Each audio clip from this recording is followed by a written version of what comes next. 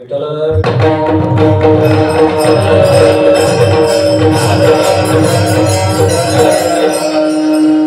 चरणामध्ये जे मागणं मागताय जगद्गुरु तुकोबराया म्हणतात की देव बसेल चित्ती त्याची गडावी संगती. काय संगती म्हणजे संगती मागतात. कदाचित भगवंताने विचारलं असेल यापेक्षा दुसरं काय आवडत नाही का तुम्हाला, तर तुकोबराय म्हणले ऐसे आवडते कोणाला मना. म्हणून मन हे वासनेचं मूळ कारण आहे का, म्हणून देवा पुरवावे वासना. बरं का. आणि एकदा का संतांची भेट झाली तर तिथं आता काय पाहिजे, बाकीचं काय उरलं. हरे जना सवे भेटी नको अंग संग तुटी. शेवटच्या चरणामध्ये तुकोबराय म्हणले यांना सोडून जिणं काय जगणं आहे का त्याला, असं संपूर्ण अभंग. माझं काय असा हट्टच नाही की हाच अर्थ असेल त्याचा, कारण आळंदीवरून निघाल्यापासून या अभंगावरचे अनेक थोर संतांची कीर्तन ऐकत आलो महाराज. गाडीमध्ये एकटंच होतो, प्रत्येकाचा वेगवेगळा विचार होता. आणि खरं सांगायचं म्हणजे मी प्रथमच हा अभंग कीर्तनासाठी घेतला इथे. आणि काय बघा योगायोगे बाबा समोर बसलेले, हे म्हणजे साक्षात आमचं काय म्हणतो ना विश्वविद्यालय, वारकरी संप्रदायाचं विश्वविद्यालय म्हणलं तरी चालतं बाबा आमच्या. आणि त्यातल्या त्यात महाराजांचे. पण माझं कसं आहे माहितीये का, माझ्यावर कृपा गुरुदेवाची खूप असल्यामुळे मी काही घाबरत नाही महाराज.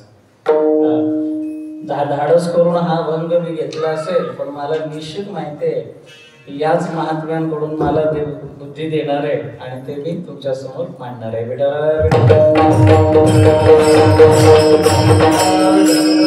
प्रमाणे चालत असणारा अखंड हरिनाम सप्ताह, त्यातील ही मागणी पर सेवा आमचे रेणुगुड दादा यांच्याकडनं मला फोन आला. महाराजांनी मला सांगितलं की तुम्हाला 1 तारीख द्यावीच लागेल. त्याच्यामध्ये 9 किंवा 11 तारीख माझ्याकडे असल्यामुळे आजचा योगायोग चांगला लाभला. आणि मी काल आळंदीवरून आलोय आणि आज लगेच आळंदीला जाणार आहे. उद्या तिथे कथा चालू असल्यामुळे म्हणजे या कीर्तनाचा विषय सांगतो.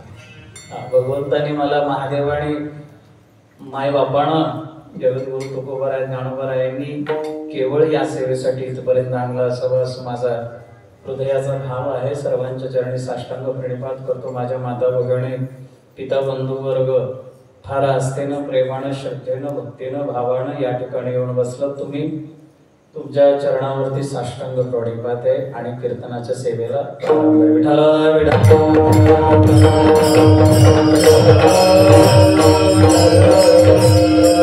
सप्ताह श्रवण विधी कुमारे तत्र भाषिता. तुम्ही भागवत पहा. रामायण 9 दिवसाचं असतं, पण सप्ताह श्रवण विधी भागवतामध्ये असे सांगितलेले की बघा ज्या संवादात्मक भागवत कथा मांडलेले जी परब्रह्म नारायण पासून चालत आलेली मुख्य महाविष्णू चैतन्याचे मूळ संप्रदाय सगळे दुनिया ब्रह्मा उपदेश श्री हरी चतुश्लोकी चारी भागवत ते गुजविदाता सांगे नारदाशी. आणि नारदांपासून व्यासांकडे, व्यासांपासून शुकांकडे, शुकांपासून पुढे मग सुतजी महाराज, परीक्षिती राजा आदी सकल सद्गुरूंच्या माध्यमातून आपल्यापर्यंत आलेला हा सप्ताह श्रवण विधी जो आहे. भागवत धर्म माय बापाव सांगतो की तुम्हाला सप्ताह करायचं ना, मग पहिल्या दिवशी नामचिंतन गा, त्यानंतर भक्तीपर कीर्तन असावं, त्यापर संतपर कीर्तन असावं, त्यानंतर उपदेशपर असावं आणि मग 6व्या दिवशी मागणीपर आणि शेवटच्या दिवशी काला असावा. आता ते सप्ताह श्रवण विधी काल्याचं कीर्तन 8व्या दिवशी घेतलं जातं. सर्वांना या ठिकाणी मी सांगेल की आज जो दिवस आहे हा फार भाग्याचा दिवस आहे का, म्हणून कदाचित आजच्या दिवशी जास्त गर्दी होते आजचा आणि उद्याचा. का गेल्या 6 दिवसापासून जे आपण या ठिकाणी श्रवण भक्ती केलेली आहे आणि एक तप केलेलं आहे, तपश्चर्या केलेली आहे, त्याचं फळ आजच्या दिवशी देवाकडे मागण्याच्या अधिकाराचे आपण म्हणतो. विठ्ठल विठ्ठल.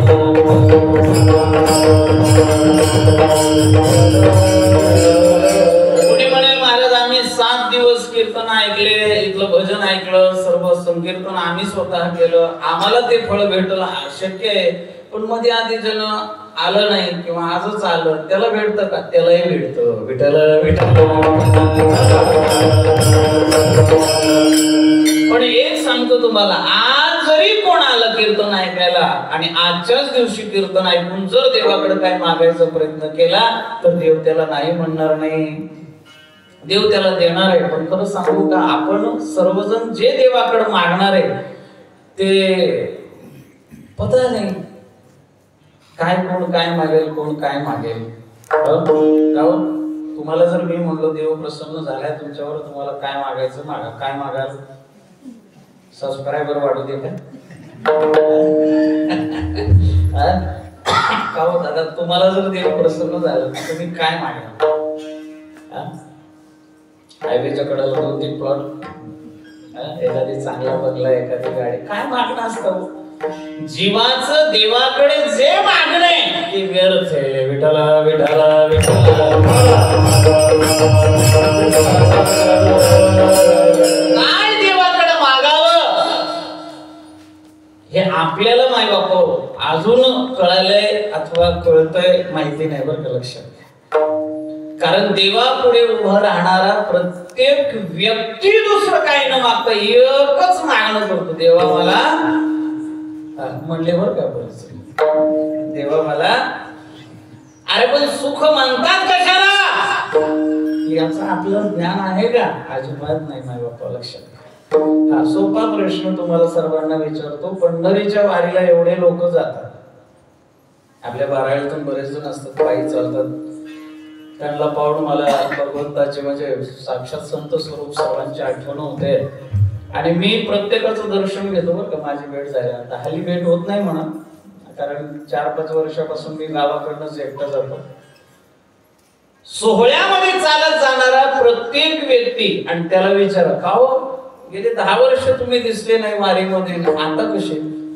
त्याचं उत्तर असेल, आमचे बाबा आतापर्यंत करत होते, आता बाबा देवाला प्रिय झाले, मरण पावले, म्हणून मी करतो. फक्त वारी चालवायची म्हणून वारी करू नये. आलं का लक्षात? वारी कशा करता करावी? कोणी म्हणून महाराज बंद झाली तर घरी किटकिट होईल, काहीतरी व्याधी माग लागेल म्हणून वारी करायची. वारी चुकू न दे म्हणून वारी करायची, याच्याकरता वारी आहे. बर अजून पुढे जा तुम्ही, एखादा वारी करतोय त्याला विचारा का हो तुम्ही वारी करता? नाही, वारी केलं तर समाधान वाटतं बरं. वारी केलं की कसलंच संकट येत नाही, म्हणजे संकट येऊ नये याच्याकरता वारी का? बरं वारी करणारा मी बरेच पाहिले बरं का, ते वारीला चालत याचं त्यांना स्मरण असतं का नसतं माहिती नाही, पण काही काही जागी असे भांडतात ना खमंग, देवा देवा देवा ही माझी जागा तू बसलाच कसा, याच्यावर भांडण असतं. तू लक्षात घ्या, तंबू मध्ये ठरलेली जी जागा असते ना त्या पालवामध्ये, त्याच्यावरून भांडणं झालेली मी पाहिजे. आणि तिथून दोघालाही पोलिसांनी उचलून नेलेले पाहिजे. मग वारी गेली कुठं? बरं वारी म्हणजे नेमकं काय? वारी म्हणजे तोच आहे, वारी म्हणजे साधना आहे, वारी म्हणजे आपल्याकडनं भगवंत करून घेणारे एक भजन आहे. लक्षात घ्या, वारी तुकोबाराया घरातून निघतात बरं का. तुकोबाराया जेव्हा घरातून निघतात तेव्हा तुकोबाराया शेंगदाण्याचे लाडू, बेसनचे लाडू, दशम्या, प्रसंगी जर उपवास असेल तर आम्हाला भज्यावरती दूध टाकून भिजवते. मी भरपूर लोक असे पाहतो की शनिवार धरतात आणि संध्याकाळी मस्त सुशिला करून खातात. सुशिला कशाचा असतो? कशाचा? लायाचा. लाया कशाच्या असतात? तांदळाचे. मग तांदूळच खायला काय हरकत आहे? मस्त वरण काय हरकत आहे? ते काय उपास आहे का? साधना. तुकोबार आहे घरातून निघत असताना मागे वळून पाहत नव्हते का? तुका म्हणे